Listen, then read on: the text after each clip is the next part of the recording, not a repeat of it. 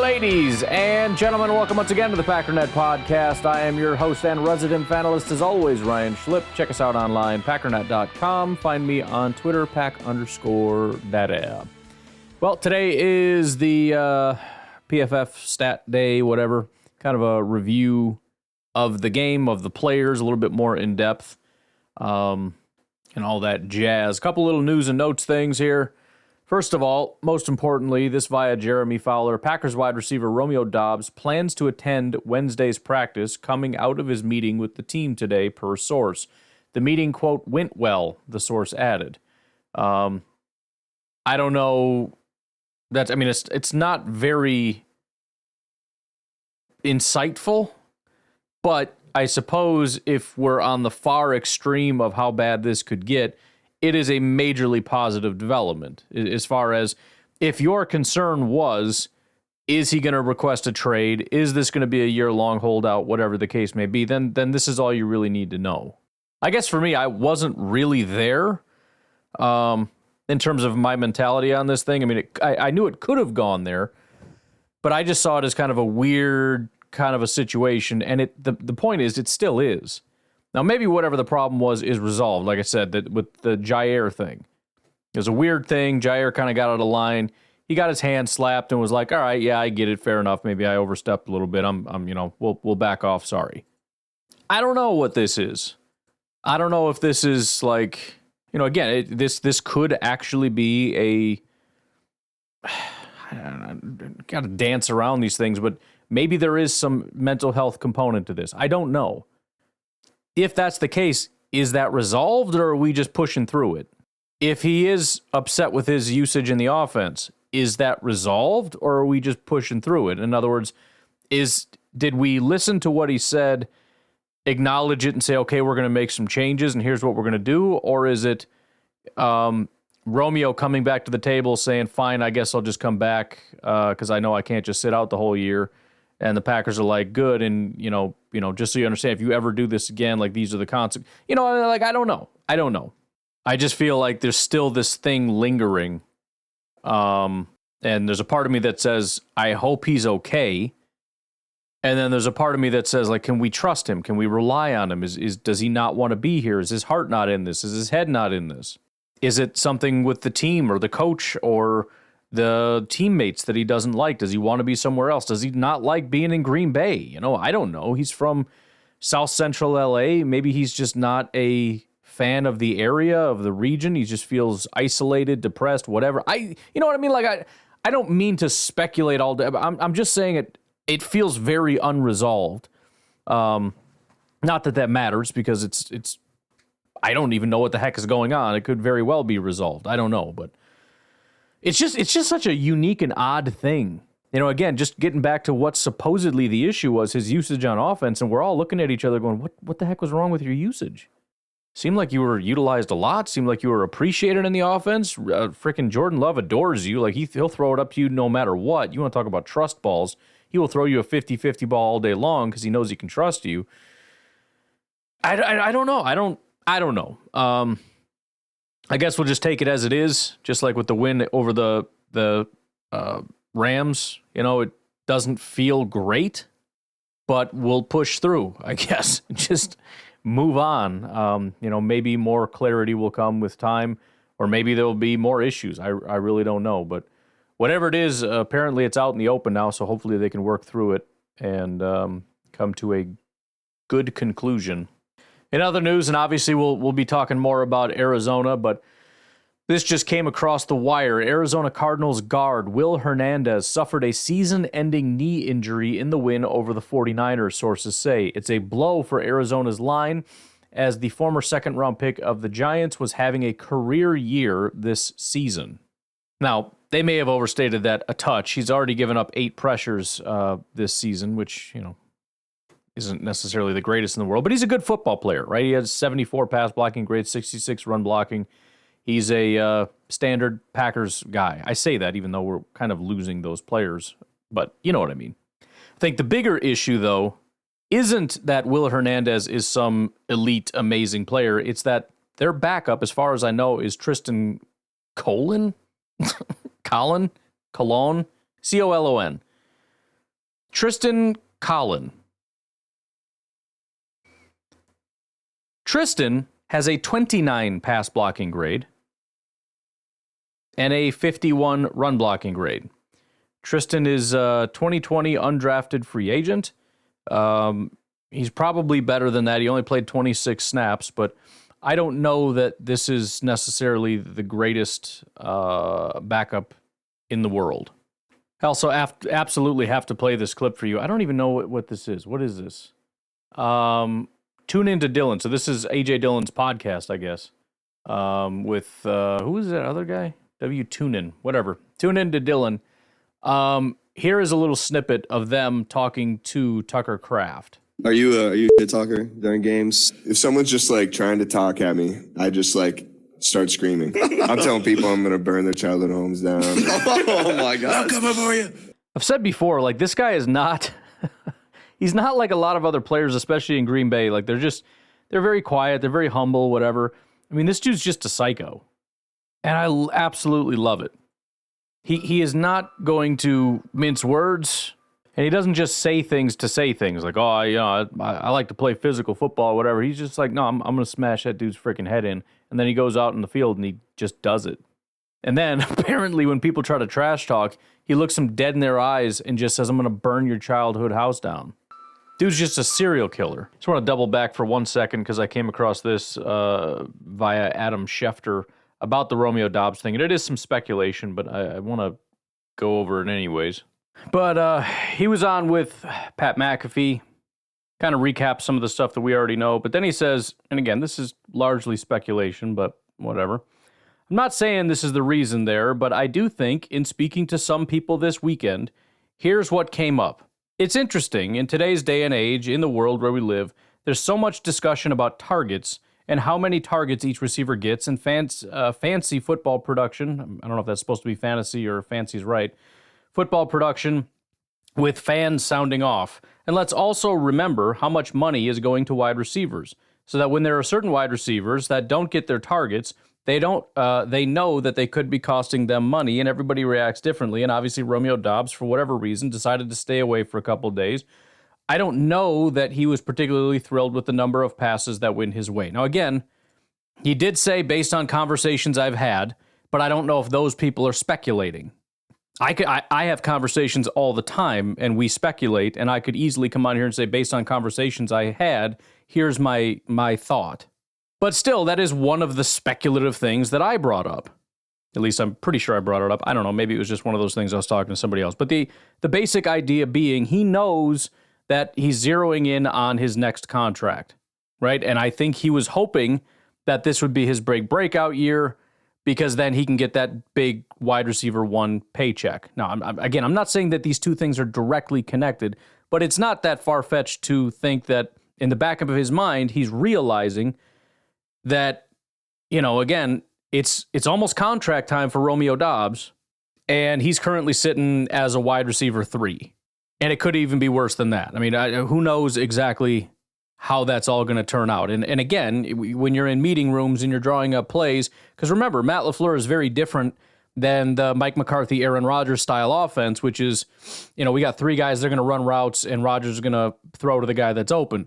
A lot of this is we got 4 guys running routes, but really only one of them is running a route.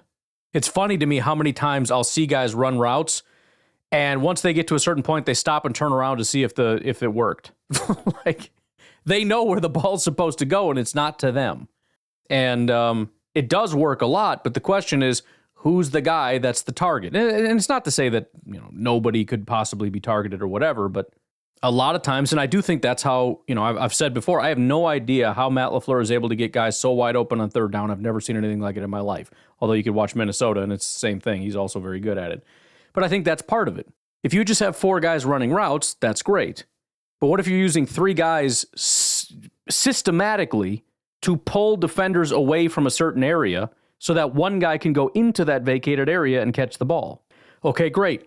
Who are you going to put in that vacated area? That's the only thing, and again, I like Reed, and Reed is fantastic. The only thing I have against the idea that production equals how good you are is sometimes guys are just left open.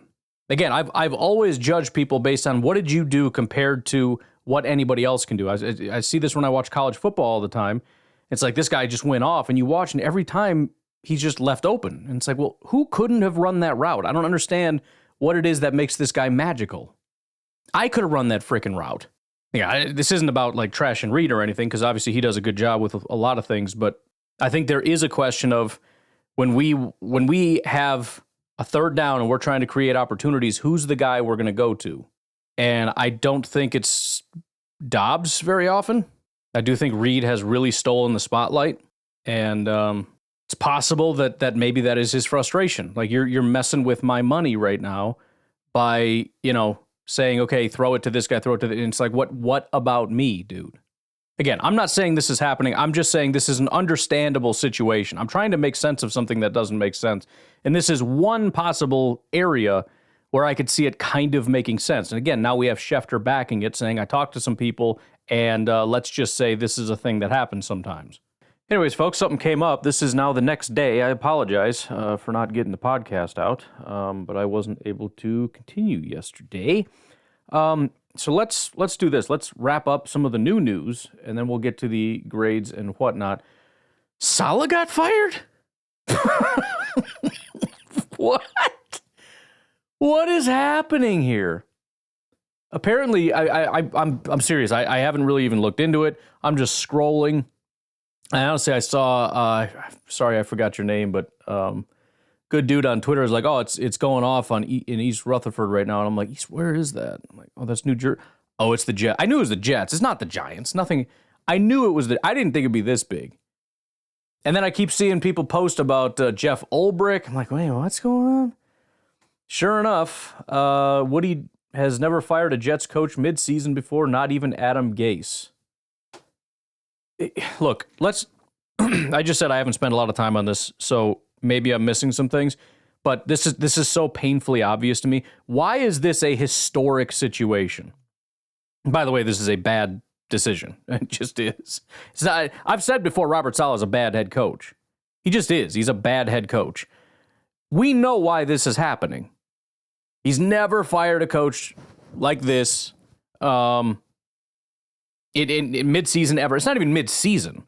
We're a quarter of the way through the season. Why would you do this now? And it's not even that bad of a team compared to some of the teams that you've had in the past. Why? Listen to me. If you're telling me you don't know, you're lying.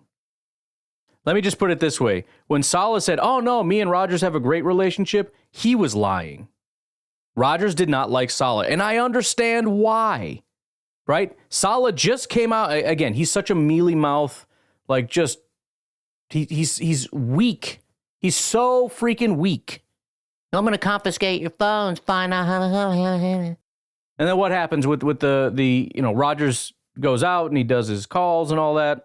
He works with his cadence, and then people jump, and what does Saleh do? Well, maybe we'll do less cadence because, the guys can't really handle it. And Rodgers is like, yeah, or we treat them like grown frickin' men, tell them to do their job. And he's like, oh, yeah, that's what I meant. No, yeah, Rodgers, you're right. Whatever you say. Rodgers didn't like him, and I'm not surprised. I don't like him. Nobody should like him. If you're Aaron Rodgers, you look at him and just say, you are a weak leader. You suck at this. But here's the thing. I know this is because of Rodgers. For two reasons. Number one, we know that this decision would not have been made by Woody Johnson had he not been pushed by somebody. And who has the authority in that building to push Woody Johnson to do whatever he wants? Oh, I don't know. Aaron Rodgers does. Number two, how's the offensive coordinator's job? The guy who is a complete waste of space. The only reason he's there is because of Aaron Rodgers. He doesn't do his job. Reports came out constantly about how much he sucks at his job. He doesn't do his job. We had to hire somebody to essentially do his job for him to fill in because of how bad of a job he does. Is he still there or did he get fired? That's weird. That's weird. The offense is the problem, not the defense. And the offensive coordinator is a major problem, not the defensive coordinator / head coach as far as scheme and all that stuff goes, right? So why would Saleh get fired? I'm gonna be honest. It is kind of crazy how much power Rodgers has, and he knows it. And you know what? Good on you, man. As far as I'm concerned, as long as you're not doing it to the Packers, I'll honor it and respect it as long as you're doing it to ruin some other team. but it is impressive. That dude wields some authority. I mean, think about it. He got the Jets to hire a terrible offensive coordinator, to bring in Randall Cobb and Alan Lazard, who they absolutely never would have brought in if it wasn't for Rodgers. Then, rather than firing the offensive coordinator, they just hire somebody to backfill all the responsibilities that this guy can't handle. Then Rodgers and Saleh get into constant spats throughout the season, and Rodgers has just had enough, and now Saleh gets fired. That's crazy. Look at this stat. Benjamin Solak, since the 2021 season, Robert Saleh's first in New York, the Jets defense is, I don't know what that means, but here's what the Jets defense has been since 2021. First in points per drive, first in EPA per play, third in success rate. Despite playing the fourth most snaps over that stretch, Saleh has solved the quarterback problem, but man, he delivered on defense.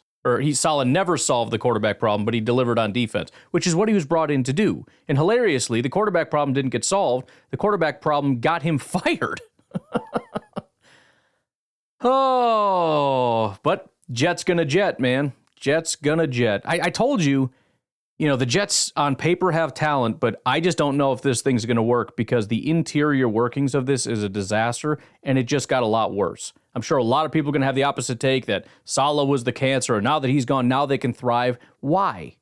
The defense was never the problem. The culture isn't even the problem. Rodgers can't get on the same page. His offensive line can't block, and his receivers cannot get on the same page with him. You know why? Because it takes like 5 years to get on the same page as Aaron Rodgers. He's running like PhD level stuff, and he's got elite receivers that look like freaking bums because as good as he is as a route runner, he doesn't know what Rodgers wants. That's why Lazard is like their number one option. Because at least he'll throw to Lazard because Lazard's in the right spot at the right time. I mean, Garrett Wilson does lead in targets, but as far as yards, it's almost a tie between Lazard and Wilson, and Lazard has double the touchdowns that Garrett Wilson has. Think about the talent gap between Lazard and Garrett Wilson, and let that sink in how close they are. 240 to 292, 4 touchdowns compared to 2. And he's almost run an identical amount of routes as Garrett Wilson. That should never be a thing. Especially when you went out and paid Mike Williams, who, although not the greatest receiver in the world, is better than Lazard. And he's running like 50 less snaps than Lazard has on offense. That's just crazy. And it's never going to happen, but obviously a lot of people are talking about it. I don't know how we get that man in the building, but we need to do it. I mean, listen, he's really good friends with Matt LaFleur. Give him the highest possible position you can. Make him assistant head coach. Pay him a disgusting amount of money to be like Hafley's not going to be happy about it because essentially you're going to be like the head coach of the defense, kind of, but maybe obviously you wouldn't put him in that role, but it would be like advisor to, and they run kind of similar stuff, right? I mean, they come from a similar branch, a similar tree, kind of, maybe. If you make him assistant head coach, give him plenty of money, make him first of all, I think that could be a good, maybe not. Whatever. He's an assistant head coach. He helps to game plan for upcoming opponents, and he can be a major voice in the defensive room. He's not above Hafley. Hafley's still in charge of the defense, but he's a big voice in that room as they try to determine stuff. He can help them break things down. He can help identify issues with some of the players, maybe help Rashawn get back on his feet. Whatever Hafley wants to assign him to do, he can do. Instead, the 49ers are probably just going to bring him back, and they're just going to thrive. I don't know. I don't know how they figured it out, but they got to figure it out. All right. Anyways, that's freaking crazy. Let's take a break, and then we'll do the old PFFs, all right? Take a break. We'll be right back. There's just so many gems. I'm upset we have so much work to do. Connor Hughes. So I've got one of the lists that I follow on Twitter is NFC North /Jets because I created this when the whole Jets thing went down. So that's a big part of the reason why I've kept up on what they're doing. But anyways, Connor Hughes says, from my, let's see, let me click on it here. From my understanding, the decision came from the top. Players, coaches, management I touched base with this AM echoed the same, stunned. I just don't know what issue the Jets believed they fixed by firing Robert Saleh. Despite all the stuttering nonsense of me not being able to read today, that second part is exactly my question. What did you fix right there? What did you fix? Did you fix the offensive line issues? Did you fix the cadence issues? You certainly aren't helping the defensive issues, if there even are any. You got a pretty solid defense. What'd you just fix? Not a damn thing. Nothing. All you did was make the entire world look at the Jets and go, well, I guess it ain't going to happen for them this year. But all right, let's start with the PFF grades. We'll just kind of run through the offensive and defensive grades. First of all, just to kind of get an overview. Defense was a lot better than offense in terms of like the high end. The highest graded offensive player was Josh Jacobs. He just had a 78.3 though. After that, you had Tucker Kraft with a 75. Presumably that would have been much higher if not for, certain mistakes and whatnot. However, he had an 87.7 receiving grade. It says pass, but it's his receiving grade. The blocking is what kind of docked him quite a bit. He had 24. He had as many times run blocking as he had pass blocking. They gave him a 47 run blocking grade. Emmanuel Wilson, 72. Jaden Reed, 72. Rasheed Walker, 68. Bo Melton, 68. That's about it on the upper end of things. Below 60, you had Sims, 57. Elton, 56. Wicks, 53. Ryan, 53. Zach Tom, 52. He had a rough day. Malik Heath, 51. Jordan Love, 51. Josh Myers, 38. I don't know that any of that is super surprising.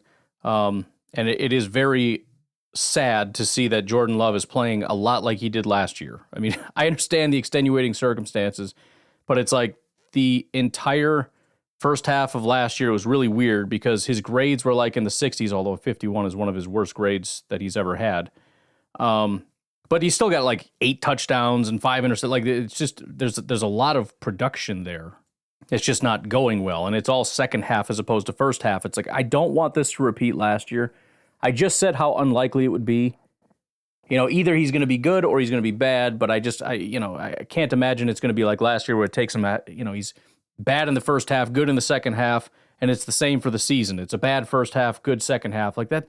That can't be a thing, can it? Well, we're frickin' starting off the same way again. Defensively, we'll start with the negative first. Let's just say sub 55. McDuffie had a 54, Wooden 52, Valentine 51, Bullard a 45. I did actually go back and watch Bullard. I can give you my thoughts on that. Eric Stokes with a 41, Carl Brooks 38. On the positive side, we'll start at the 69 here. Lucas Van Ness 69. Kenny Clark with a 79, so good on him for having his first good game of the year. Evan Williams with an 82. Kingsley Enagbare with an 84. Edgerrin Cooper with an 86. Xavier McKinney with an 88. And TJ Slayton with an 89. And guess what? On top of actually continuing to be a dominant pass rusher, which I will never understand. Dominant is an exaggeration, but still, it's funny to say.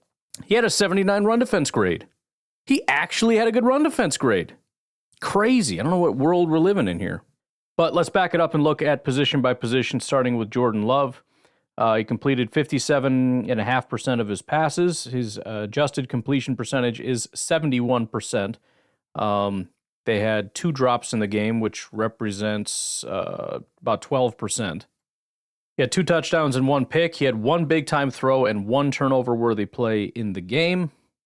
Jordan Love was mediocre when not pressured, 63 grade, 159 yards, 2 touchdowns, no interceptions. Under pressure, though, is real bad, just 31%, which is not terrible. It was only 9 of his dropbacks. He had 6 attempts, 3 completions, 65 yards, and a pick. They gave him a 33.4 grade. I'm assuming that pick 6 weighs heavily on all of this. We switch over to NFL Pro. We look at Jordan Love's CPOE, completion percentage, over expected. Jordan Love ranked 26th out of 29 quarterbacks, only better than Tyler Huntley, Aaron Rodgers, and Josh Allen. Via EPA, he was the 15th best quarterback. EPA per play, he remains 15th. He was at exactly 0. So from an EPA perspective, he was like perfectly average. PFF, well, where did they put him? They put him, it was really just slightly below average, 51. It feels horrible when you see like the coloration of it. That's, I think, what we were talking about before with PFF converting to the Madden system, whereas in the old school, it was like -2, negative this, and you kind of go, whatever. But when you see like a bright red or a dark orange 51, you're like, oh, you freaking suck. Like, well, it was was a bad day, I guess you could call it, 51. According to NFL Pro, his pressure rate ranked 22nd, 27.6%.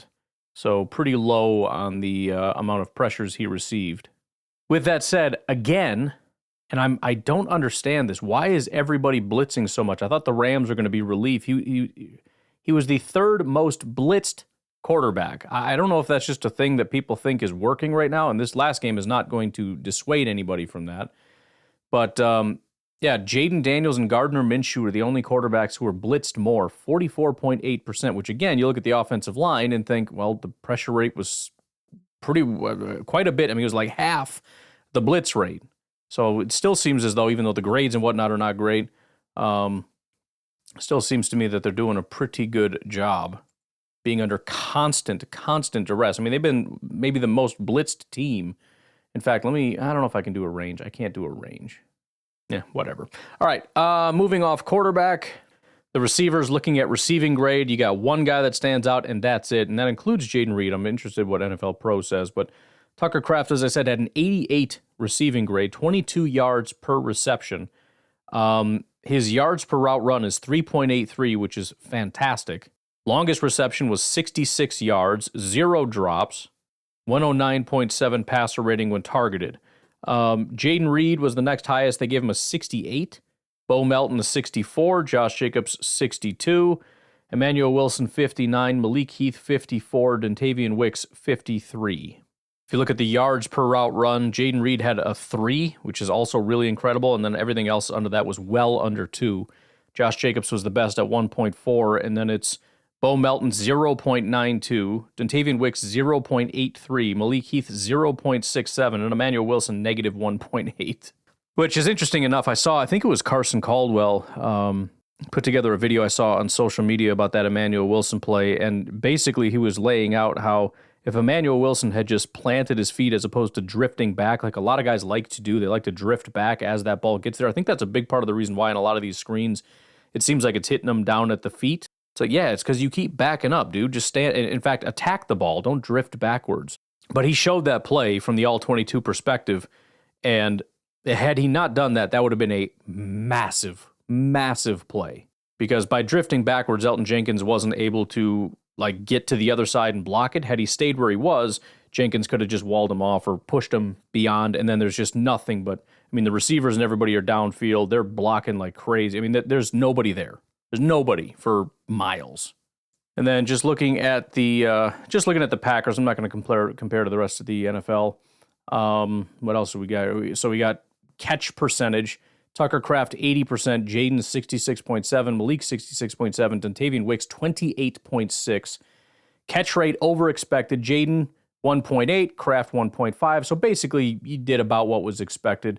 Malik Heath was about a -5. Dontavian Wicks negative 37.6. Good freaking Lord. EPA, Tucker Kraft 7.6. Jaden Reed 2.4, Malik 0.2, Dontavian Wicks negative 2. He's literally a liability. When he's targeted, our chance of winning goes down, is essentially what that means. Yards after the catch over expected, -2 for Heath, -1 for Wicks, +3 for Reed, +36 for Tucker Kraft. Average separation, Tucker Kraft 5.9 yards, Wicks 3.3. Again, all the more reason that it's unacceptable. Jaden Reed 2.9, Malik Heath 1.7. Let's see, any of the advanced stats matter here? EPA per target just kind of, it doesn't change much as far as everything I said. Yeah, I think that's about it. Kicking over to rushing, everybody did pretty well. About an 80 PFF grade for Josh Jacobs on his rushing grade. Emmanuel Wilson 75, Jaden Reed 72, Jordan Love had a 69. So everybody graded out well as far as rushing goes. If you look at yards per attempt, Reed 9.5, Wilson 4.0, Jacobs 3.8, Jordan 3.3. Yards after contact per attempt, Jordan Love 5.67, Emmanuel Wilson 4.17, Josh Jacobs 3.58, which is hilarious because he ran for 3.8 yards and he had 3.6 yards after contact. This is why the yards per attempt, yards per attempt is better than yards. Yards after contact per attempt is probably better than yards per attempt. Well, he only got 3.8 yards per attempt. Right, but he was contacted at 0.2 yards on average, We'll see what NFL Pro says, but that's the story that PFF is painting for sure. Longest carries, nothing special. Josh Jacobs had the longest at 13. Carries over 10 yards, 1 for Love, 1 for Reed, 2 for Jacobs. What else we got here? Nobody had a carry over 15, which we've already established. First downs, Josh Jacobs had 6. Everybody else had 1. If you look at, for example, rush yards over expected per attempt, Jordan Love 3.2, Josh Jacobs 0.03, so he did about what was expected. Emmanuel Wilson 0.01, Jaden Reed negative 0.01, so same for all the rest of them.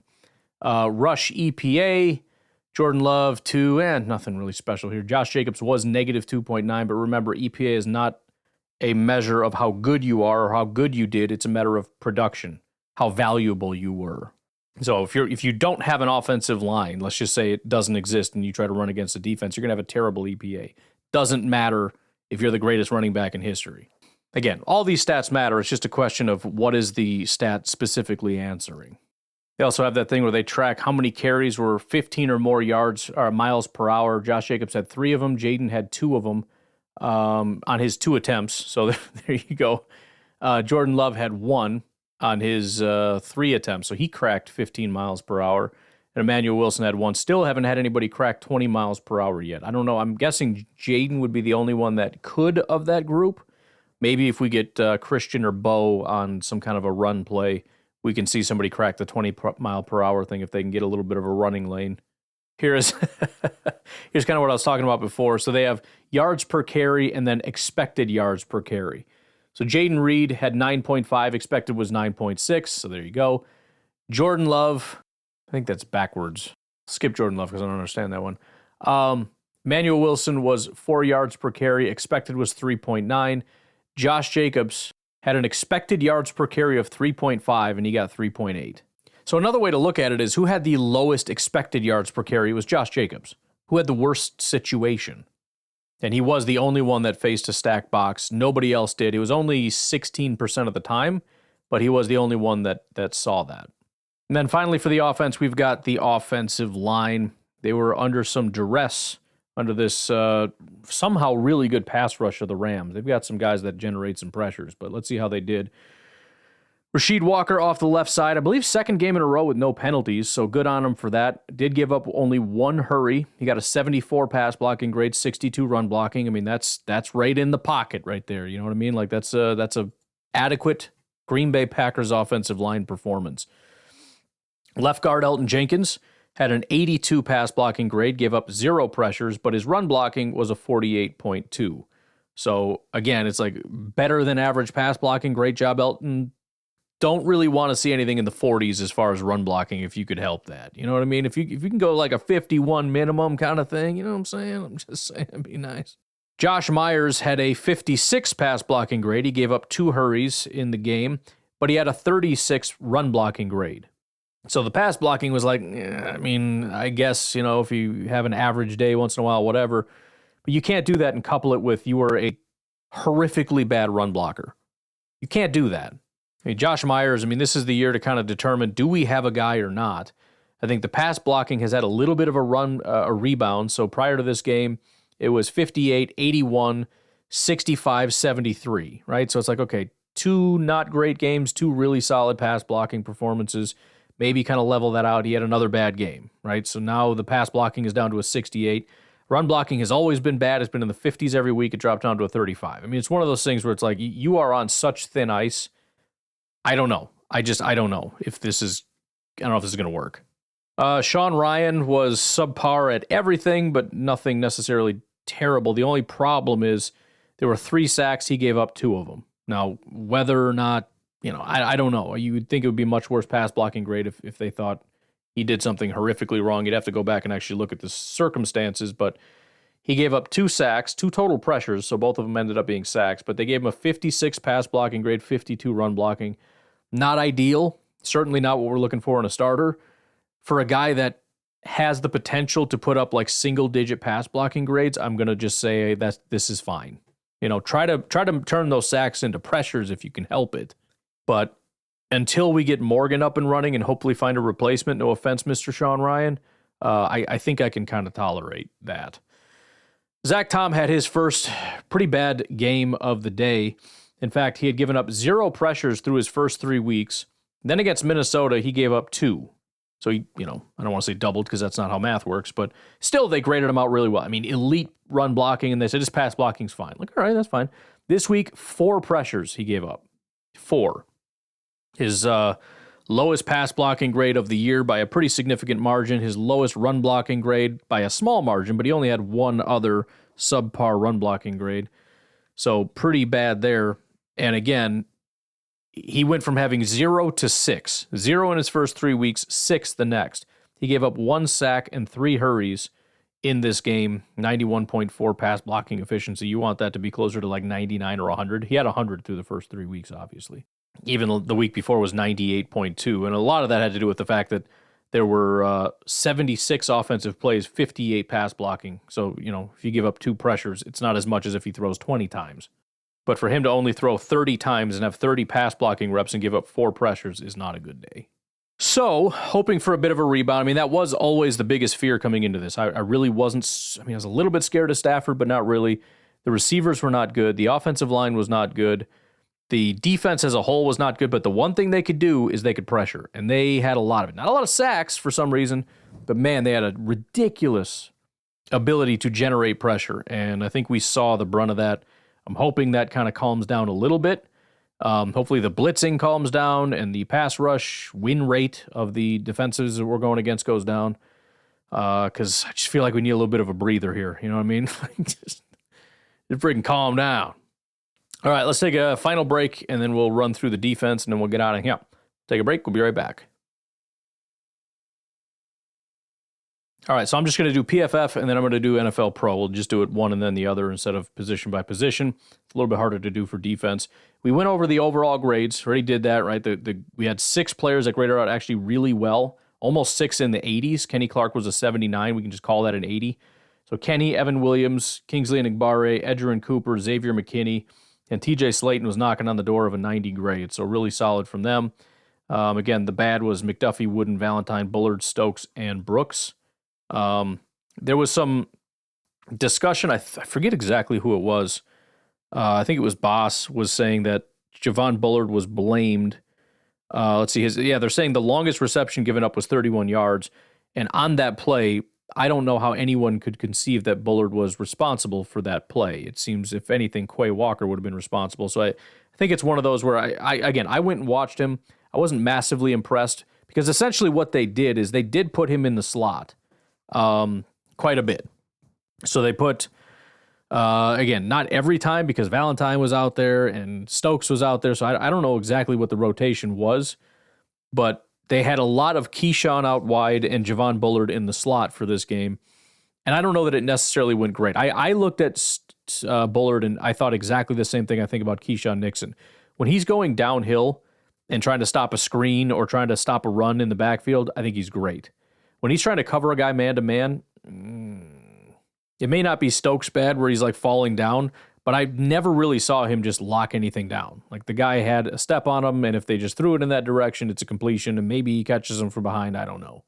So I don't know that that's my favorite thing for Bullard, but I'm sure they're going to continue to try different things and see how it goes. All right, looking at run defense specifically, the sub-55s, Quay Walker, 54, Valentine 53, Gary 52, Wooden 44, Stokes 43, Carl Brooks 36.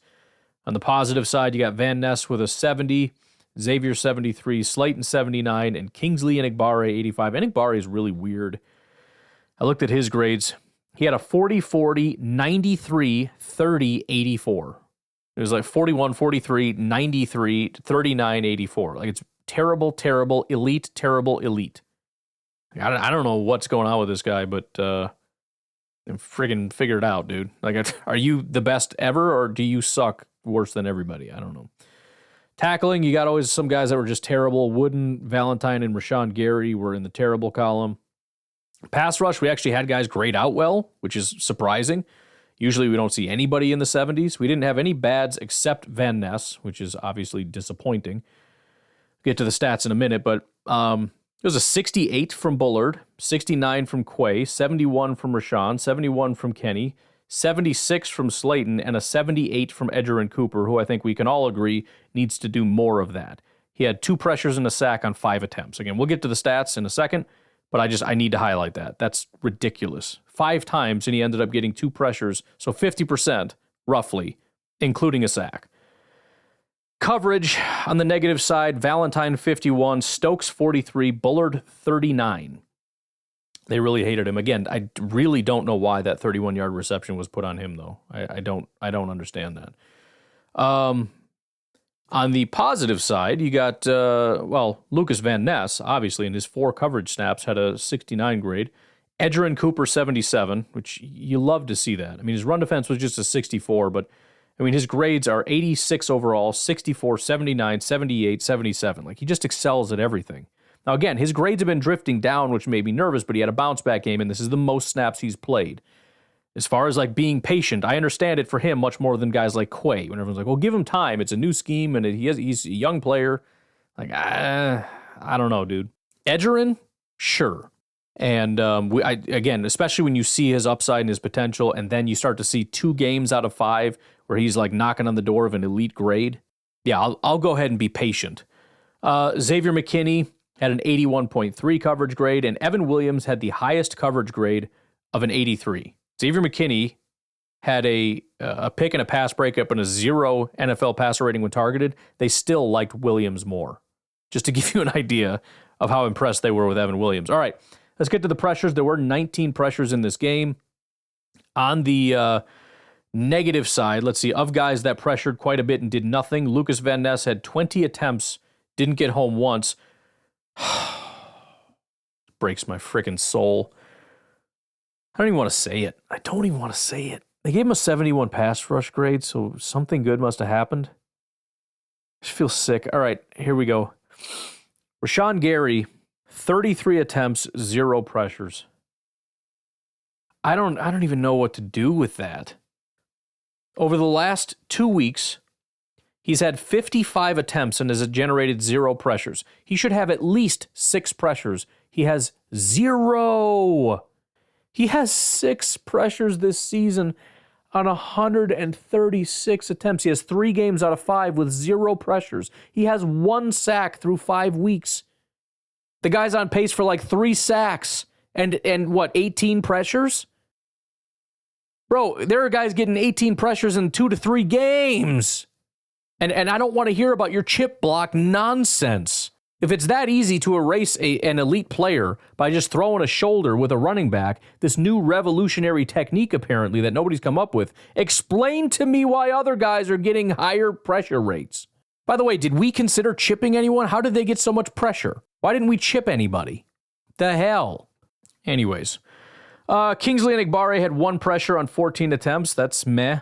Javon Bullard had 1 pressure on 5. Again, that's where we get a lot of our production from.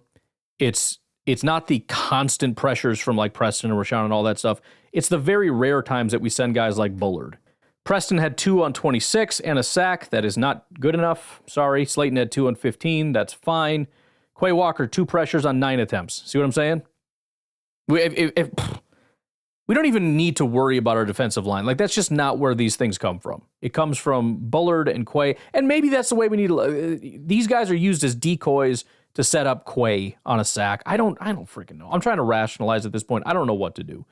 Colby Wooden had 2 pressures and a sack on 18 attempts. I'll take it. Rated about 10%. Edgerrin Cooper, again, 2 pressures and a sack on 5. Kenny Clark had 3 pressures on 33 attempts. That's slightly below 10%.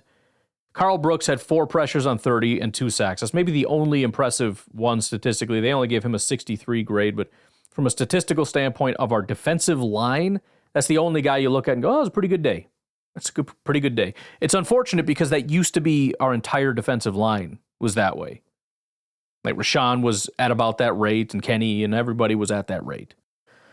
Whatever. I'll take the fact that the grades are higher. We'll dig into the advanced stats in a minute on this week to see if maybe there's something there. Maybe there is something to the chipping. I don't freaking know. We'll look at the stops here. Pretty much the entire team, but the most was 2.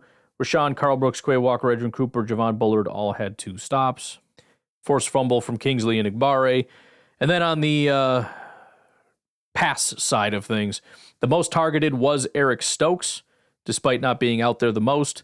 He had 10 targets. 7 of those were caught. That's just not good enough, man. You can't be at 70% on 10 targets. Fortunately, it was only 65 yards and a touchdown. That could have been a lot worse, but that's a bad day at the office, man. Javon Bullard was the next most targeted. 8 targets, 5 receptions, 56 yards. Not a great day at the office.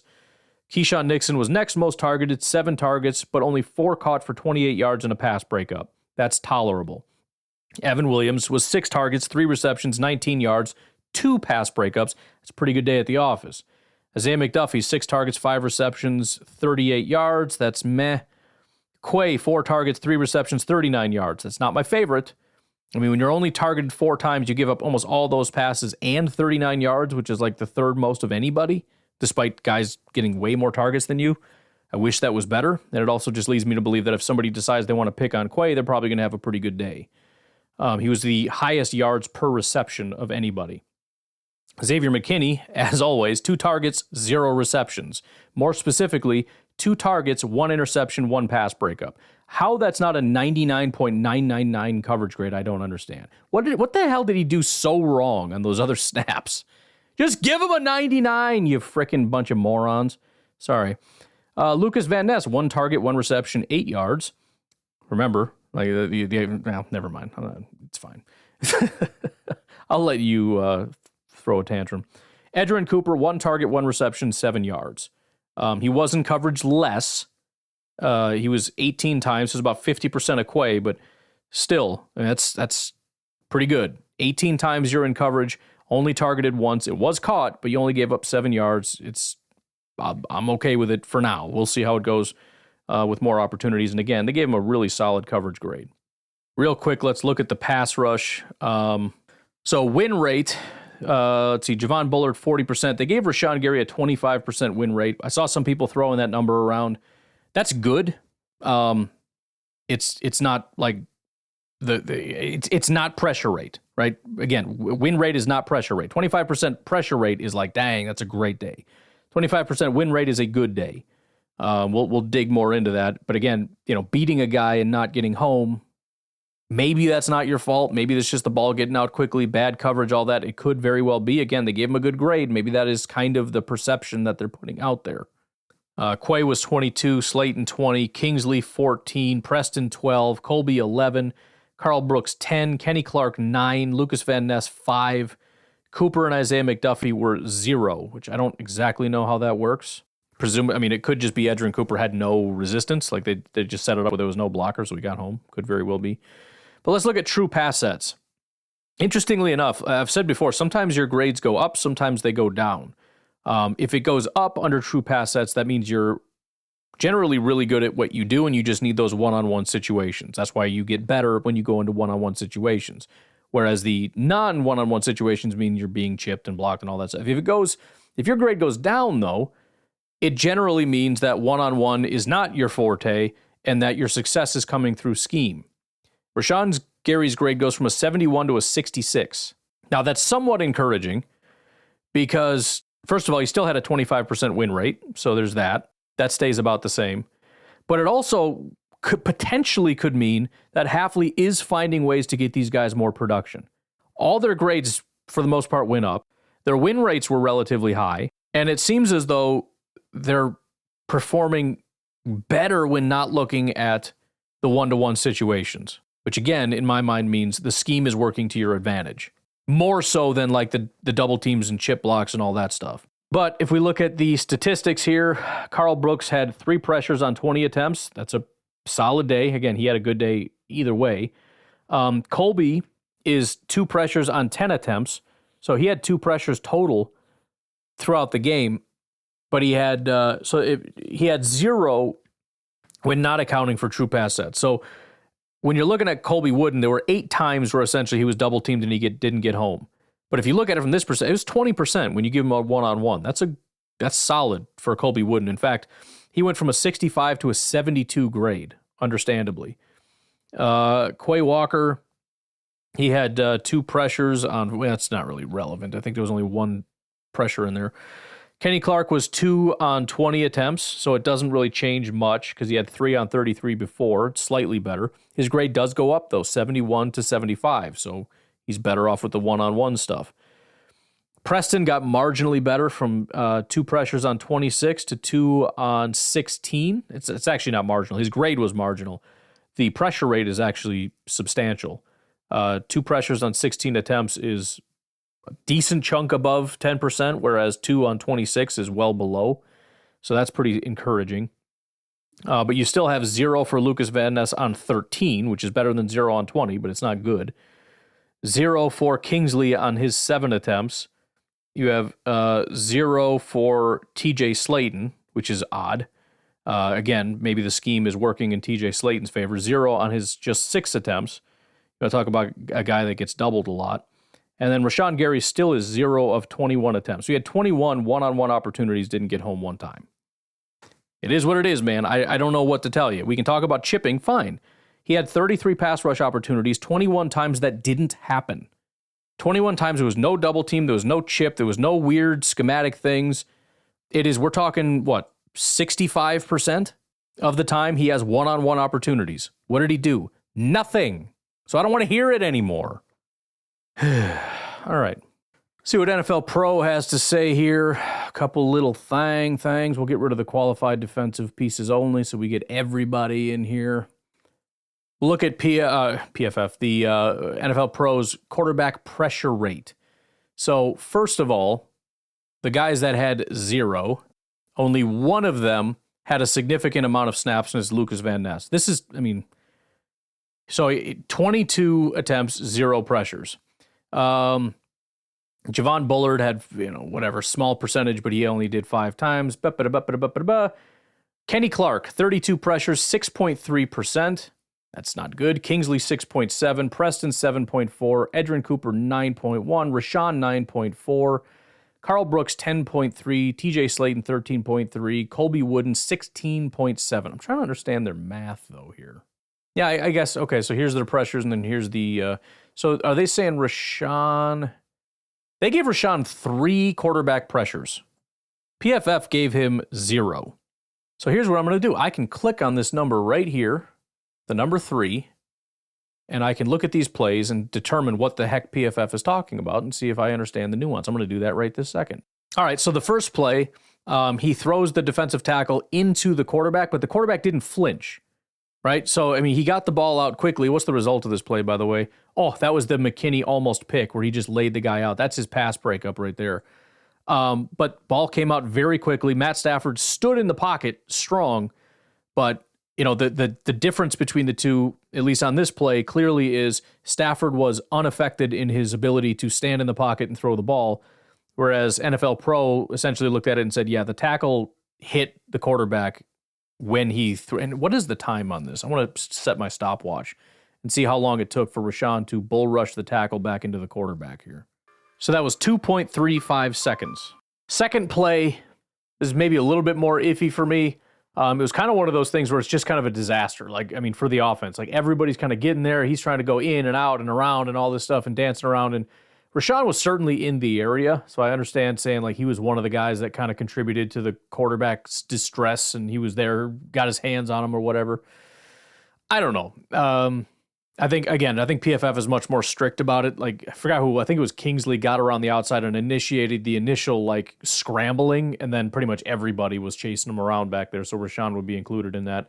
Again, it's how you want to look at it. That one's a little bit more iffy. And then the third one is funny because I saw Clayton was posting a bunch about this. I didn't know it until I saw this. And then hilariously, I was talking to half Mexican attorney Blaine, and we went and looked up another play because he was like, I think that Valentine play was a bad play or a bad penalty. So we looked it up and agreed that shouldn't have been a call. And I just happened to notice that Rashawn Gary's in a chokehold again. So all day, the guy's getting choked from behind. We go on a deep dive on the fact that apparently if you use a rip move, you're allowed to put people in a chokehold or something. It doesn't explicitly say that, but the rule is written very stupidly. I don't know if I still have that up or not. I'll try to find it if I can. But the rule basically states that if a person uses a rip move and the offensive tackle is put in a position that normally would be considered holding, it's not holding, which to me feels overly broad. So what can you not do if they use a rip move? Anyways, still the third one, I kind of understand it because, again, if we look at it, he gets around the outside And as he's being choked from behind, like a freaking rear naked choke, he does get to the quarterback. Now, the quarterback doesn't move. Stafford didn't move. He delivered the pass and then got hit immediately after. So, I mean, it's just a different definition of pressure. PFF seems to define pressure as affecting the quarterback, making him move, taking him off his spot, not allowing him to throw. Like he could have, but he had to stop and move up in the pocket or scramble or something. NFL seems to characterize pressure as like being in the quarterback's face before the ball is out of his hand. See if they have an actual definition. I don't know, can't find one. But again, this is where the nuance becomes an issue. And it's also why you try to create the bigger picture, right? He had 0 pressures. That sucks. He had a 25% win rate, which is good. And they gave him a good grade. That's confusing, right? So it's easier when everything agrees. When NFL Pro says, yeah, he didn't do anything and his grade was bad, and PFF says his grade is bad, there's no stats, and his win rate is low, you get the full picture. On a game like this, it's certainly more nuanced. Something else is going on, and it's hard to draw exact conclusions without actually watching and kind of being like, okay, that's what happened. I mean, you can kind of draw your own conclusion. It doesn't really matter. You make something up, it's going to be close to the correct answer. It's funny because when you actually watch, you see how much nuance and gray area there actually is, which makes things extremely difficult. But again, it's like, well, that's why I don't like PFF. Well, to be fair, the only film grade that exists is the PFF grade, and they gave him a good grade. Stats are a different thing. But again, that's why I try to do it this way, where I present everything and hope that we can kind of build a picture. Now, again, the numbers need to go up. Secondly, saying, see, there you go, there's the proof, is wrong because this hasn't been the case all year. He hasn't had a 25% win rate. He hasn't had good PFF grades. They've all been bad. So we can say that this was a better game and he got robbed of some stats that he should have had if it wasn't for chokeholds and whatnot. In this game specifically, okay, fine. But let's not get carried away with the conclusions here. Start filling in some blanks with some nonsense. Anyways, that was a heck of a rabbit hole. I like when I get to click on these things and be like, okay, 3 pressures, let me see him. And yeah, he never affected the quarterback, but he did punch the quarterback in the throat at least 3 times as he was throwing. So there you go. That's that makes me happy. So let's go through this real quick. So I went through the percentages, I think, right? All of 9.4 for Rashawn, 10 for Carl Brooks, 13 for TJ Slayton. Colby Wooden, they gave him 16.7. They said he had 3 pressures on 18 pass rush attempts. The totals: Bullard 1, McDuffie 1, Quay 2, Clark 2, Kingsley 1, Preston 2, Edgerrin 2, Rashawn, Carl Brooks, Colby Wooden 3, TJ Slayton 2. If you're looking for the totals. And again, the cool thing about this, I could click and take a look, but I'm not going to do that right now. You know what else I'm curious about? Did Bullard get blamed? They said he gave up 4 receptions for 33 yards. Yeah, and PFF said 5 receptions for 56. I think that the math doesn't perfectly line up, but that feels like that's the difference there. There's one of those receptions they're saying was not his fault, and it accounts for almost 30 yards. And the difference in passer rating, PFF said Javon Bullard had a passer rating of 83.3 based on the stats that NFL came up with, which I do think are more correct. 33 yards allowed, 69.3 passer rating when targeted. Zooming in a little bit on pass rush, the quick quarterback pressures, which again, I think is a really cool stat because, some of these pressures come after 4 seconds or whatever, where it's more of a coverage thing. So getting there in, I think it's 2.5 or less seconds. I think it says, maybe it's 3. I don't know. It doesn't matter. Cooper, Colby Wooden, Kingsley Enagbare, Isaiah McDuffie, and Rashawn Gary each had 1. Quay Walker and Kenny Clark had 2. Kenny also has, I think, the fastest time to pressure of anybody on the team. So of his 2 pressures, his average time to get to the quarterback was 1.75 seconds. Now he has the shortest distance to travel, but that's still really impressive. For context, TJ Slayton, who also has a shorter distance but is a little larger, 3.6 seconds on average. It's also interesting because he has the slowest get off of anybody on the team. It's just 1 second. But put those 2 things together. On average, it takes him 1 second to get across the line of scrimmage. It takes him 0.75 seconds then from the line of scrimmage to the quarterback. I like that. Takes me a little bit longer to get there, but I'm going to get going and I'm going to get that guy. All right, finally, some coverage statistics here. Catch rate over expected. Remember, positive is negative. If you're allowing catches over expected, you suck. Isaiah McDuffie, 13.7% positive. So that was the worst catch rate over expected. Then Quay, 12.7. Kenny Clark, 12.4. Defensive lineman. I'm not even going to read those. Those are stupid. They drop in coverage and whatever. Keyshawn Nixon, positive 6.6. Eric Stokes, positive 3.9. Then there's a bunch of zeros. Javon Bullard, negative 8.4. So he was good. Evan Williams, negative 20.4. Lucas, who cares about Lucas Van Ness? Edgerrin Cooper, negative 35.7. That was the second best. And Xavier McKinney, negative 50.7. So using CROE, which is not the be-all, end-all, but it's a cool metric, the guys that did good in order, Xavier, Edgerrin Cooper, Evan Williams, and then Javon Bullard. The bad, from least bad to most bad, will be Stokes, Keyshawn, Quay, and McDuffie. And it is interesting to see Quay and McDuffie as the two worst, and Edgerrin Cooper as the second best of anybody, not linebackers, of all coverage people. If we look at EPA, which is value, obviously you got, I can't believe that. Evan Williams is higher in EPA than McKinney, who had a pick and a pass breakup. I mean, that really shows how good Evan Williams did. But on the negative side, from worst to best, Quay Walker, positive 2.4, McDuffie 1.9, Stokes 0.9, Cooper's at 0. On the positive side, Keyshawn, negative 1, Javon, negative 1.1. Then you have Xavier McKinney, negative 6.4, Evan Williams, negative 6.9.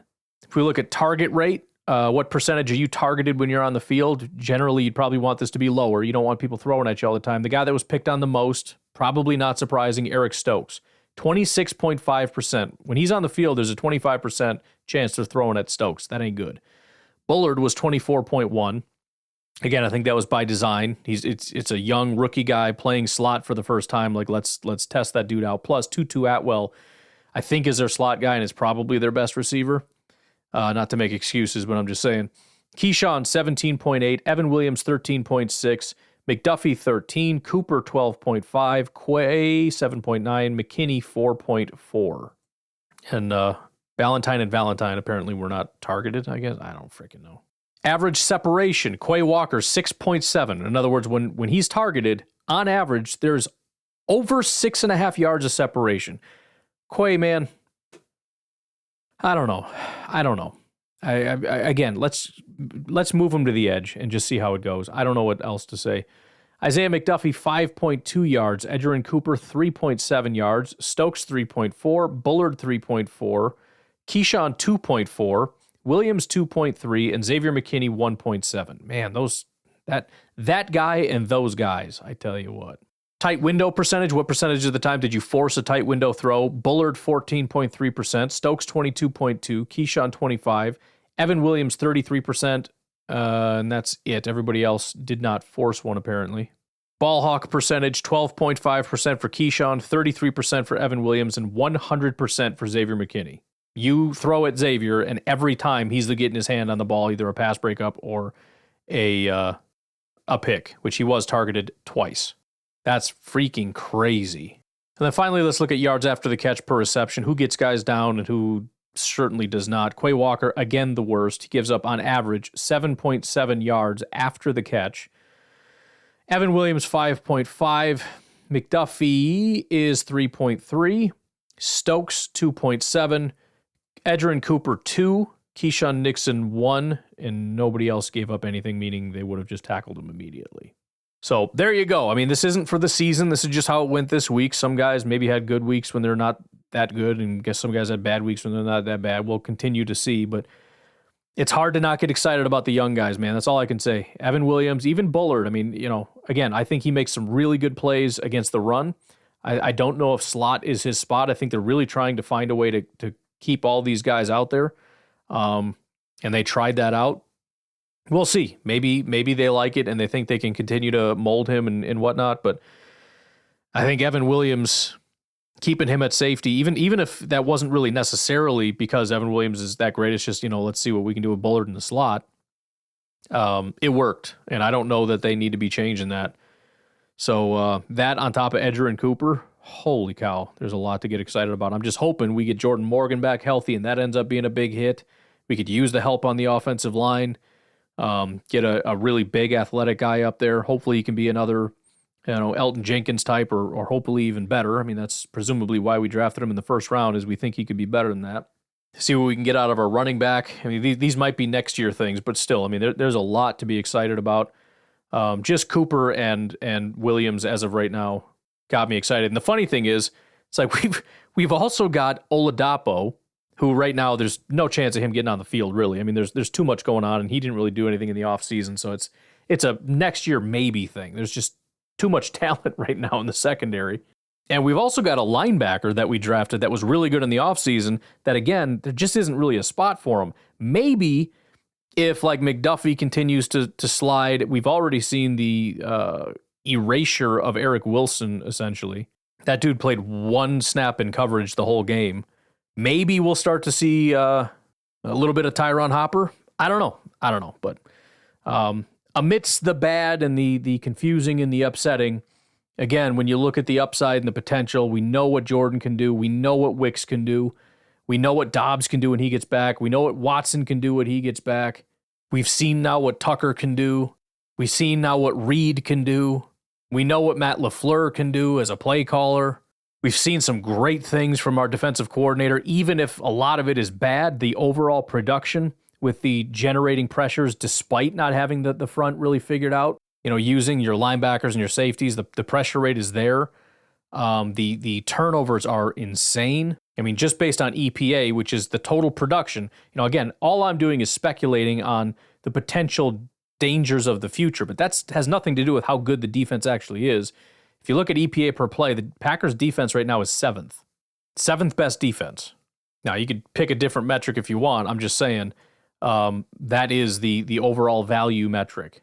But anyways, I'm going to get out of here. I need to jump back on there and find out what the heck is going on. This Jets thing, I think, is a hilarious debacle.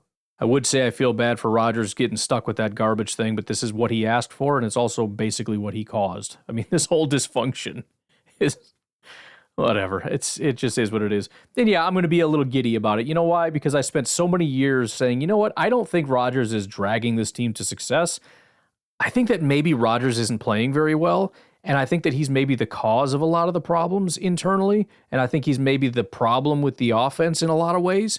And that was seen as the dumbest thing ever. I mean, there was obviously some internal battling among Packer fans, but the national media was in unison that he was not the problem. And there's two outcomes that could have come from that, right? If what the national media said was true, what would have happened? The Packers would have imploded because they have a bad coach, they have bad players, and their quarterback sucks. And what's going to happen to the Jets? They're instant Super Bowl contenders. You take their defense and the eliteness of Aaron Rodgers with an elite wide receiver, and they're automatically going to be great. 5 weeks into a season, the head coach gets fired because the offense is so bad, which doesn't make sense. Your defensive-minded head coach who has delivered one of the best defense. I mean, in fact, it is like the number one overall defense. I just read that over his tenure. That guy gets fired because the wide receivers and offensive line can't get on the same page of Aaron Rodgers and his demands. Because, again, it takes a long time. And remember, this is the same thing that happened in Green Bay. They kept making mistakes, and Rodgers kept getting mad, and the whole thing was, well, maybe the receivers just suck, and they don't know what they're doing, and they're too stupid. Okay, well, I guess everybody's stupid except the receivers now in Green Bay who are actually doing a really good job with Jordan Love. And now it's just the Jets receivers who are too stupid, and they're the ones that don't know basic things, and it's not that complicated, and blah, blah, blah, blah, blah, blah, blah. Interesting watching the balls fall in the middle of the field as Garrett Wilson keeps on running because he didn't realize that in this situation he needed to sit down on that route. And all the hand signals and all the everybody's confused and they're like, I don't know what to do. And now they fired Saleh. How does that help the offense? It doesn't. It hurts the defense, which is the only thing that's working. Best of luck to you. You're all stupid. Completely incompetent organization, I swear. Anyways, I'm going to get out of here. Have a good day. Bye-bye.